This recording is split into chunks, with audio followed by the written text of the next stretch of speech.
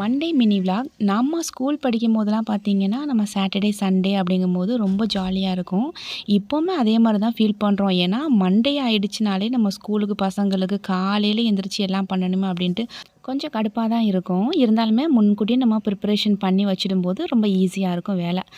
மீன் வந்துட்டு நைட்டே க்ளீன் பண்ணி நான் ஃப்ரீசரில் வச்சுட்டேன். தேங்காய் பால் ரெடி பண்ணி அதையுமே ஃப்ரீசரில் வச்சுட்டேன். ஸோ காலையில் எந்திரிச்ச உடனே ஃப்ரீசரில் இருந்து எடுத்து எல்லாத்தையுமே வெளியில் வச்சாச்சு.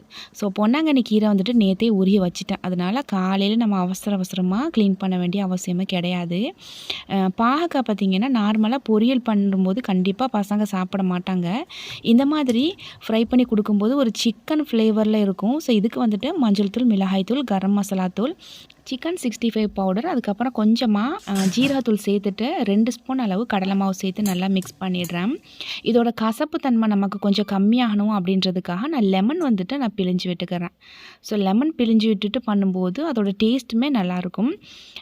புளி வந்துட்டு கருப்பு புளி வாங்கிட்டேன், தெரியாமல் வாங்கிட்டேன். அதனால் மீன் குழம்பு வந்துட்டு ஒரு மாதிரி டார்க் கலரில் இருக்குது. ஸோ ரெட் கலரில் இருக்கும்போது பார்க்குறதுக்கு நல்லாயிருக்கும். அதனால் எப்படா இந்த புளி முடியும் அப்படின்ட்டு இருக்குது. சம்டைம்ஸ் நமக்கு தெரியாமையே சில பொருள் வாங்கிடுவோம்.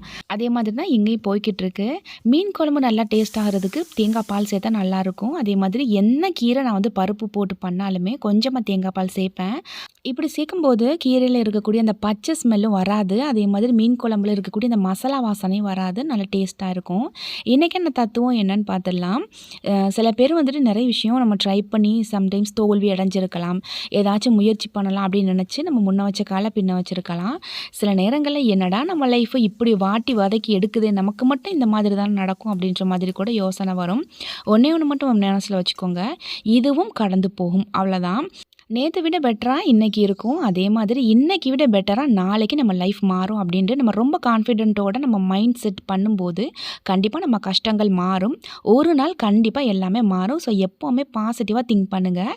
வாழ்க்கையில் கஷ்டம் இல்லாத மனிதர்கள் யாருமே கிடையாது. ஸோ எல்லா மனிதர்களுக்குமே ஒவ்வொரு வகையான சோதனைகள் இருக்கும். அதே மாதிரி தான்.